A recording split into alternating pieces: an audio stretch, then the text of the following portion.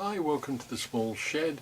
This week I'm well ahead of the game and repairing some Christmas lights, and that's coming up next.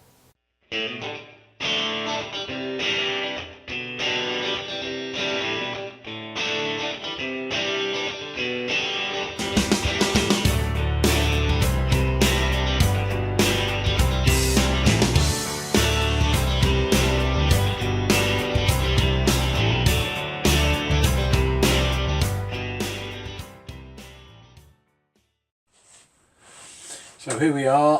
For once I'm being reasonably organised. It's mid-January, well it's early January 2019, and for once I'm looking about repairing the Christmas tree lights at the beginning of the year rather than on the 20th of December when I can't get any spare parts. And that's been the story with this candle arch for the last 2 or 3 years.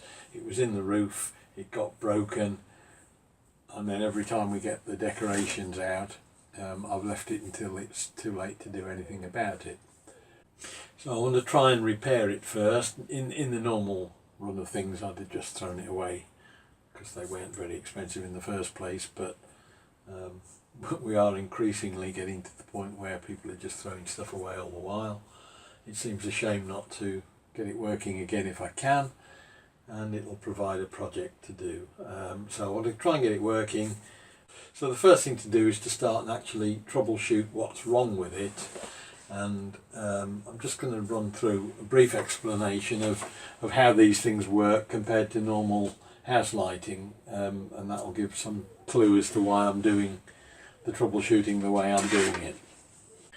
So the traditional house lighting you've got in your home, all your ceiling lights are just connected back to a central ring main or circuit. They're connected in parallel so that they're both the same, so that if anything happens, if one of those bulbs breaks or the wire to one of those bulbs breaks, that light will go out but the others will still work in the house. Obviously there's a switch to turn them on and off in the circuit as well, but that's principally it. They're wired in parallel. The lamps on this candle holder are wired in series. That is, the wire comes in, it goes up to the first bulb, through the first bulb, out of it, and then into the next one, and so far along the 7. Now these use a 240 volt bulb, these use a 34 volt bulb, and 734s is 238, 240 volts divided by 7, 34.3 volts. That's what's happening. You're using a low voltage bulb and connecting a lot of them together, and if one of them breaks, either the bulb itself or any of the wiring goes, nothing will work. And the problem is, if you get 2 of them not working, or 2 of them, or 1 of them, and a break in the wiring somewhere else, it's very hard to actually find out what's going on, because you can replace all the bulbs one at a time, but that still won't help the problem that there's a break there, or you might have 2 or 3 broken bulbs. So I'm just going to work through that and try and solve what's going on in there. Just to be aware that, like anything else with these things, you don't mess around with them without being reasonably confident that you're capable of doing it, because you are dealing with mains electricity. It will kill you if you get it wrong.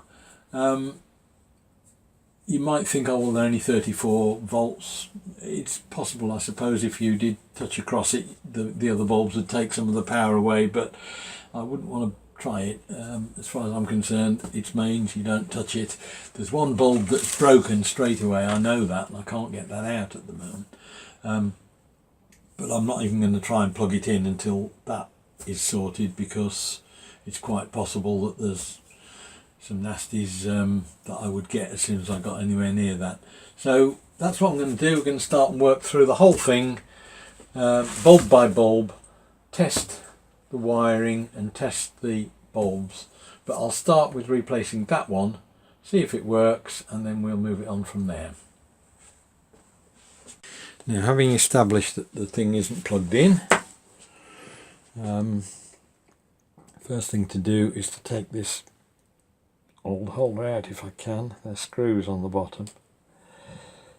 It got bashed in the roof at one stage, but I think it was put away broken before the bulb got broken. So unless this was a broken bulb anyway, the chances are that whatever I do, it won't solve the problem. And of course there's always in this sort of thing, the other unknown is the fuse in the plug. But that's the old screw cap. You can see there's a connection goes on the outside edge there and a connection on the bottom. So I'll put a new bulb in, which I've got somewhere, and which I know to be new and working.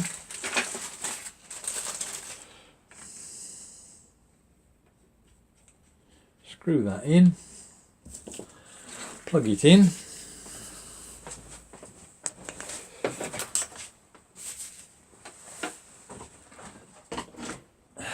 and sure enough nothing happens.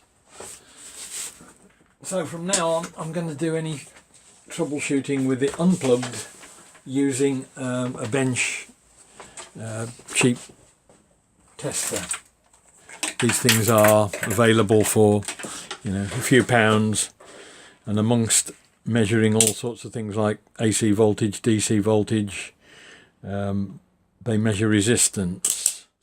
So if you slot it round to the ohm scale, at the moment there is nothing in circuit with that at all, and therefore there is no resistance. If you put the two terminals together, sorry, there is resistance. There is zero resistance when you put the two together, because the current just flows from one through to the other. When you have them apart, clearly there is resistance because the electric can't jump from there to there.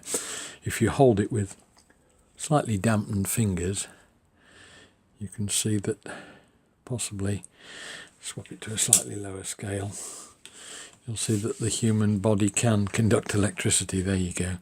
So it is possible, and that's how you get the electric shocks. You can transmit electric through you, so don't get too involved trying it. So what I'm going to do is take off this first bulb that I've just put in, and test from the plug, which I know is one end of the circuit, and I'll connect one end of one of those prongs to the bottom, which is where the power will be coming in, I suspect, and sure enough that's gone down to naught, or very low resistance. Now that's telling us two things immediately. Firstly, I don't need to check the fuse because it's coming in through there, going through the fuse and then out through the wire, and the fuse is then intact and the wiring is right up to there. Now you then check that the bulb is working okay, and sure enough that's not giving any problems. So you know that the wiring is right up to there. Then move up to the next one, and then it's coming in at the bottom, it's coming out at the side, and then that goes up to the next holder at the bottom. And again, would hope that should connect through, said he. There you go. So again, now that shows that the wiring is okay. It comes in there, it goes through the bulb, into that one, comes up the bottom of that one.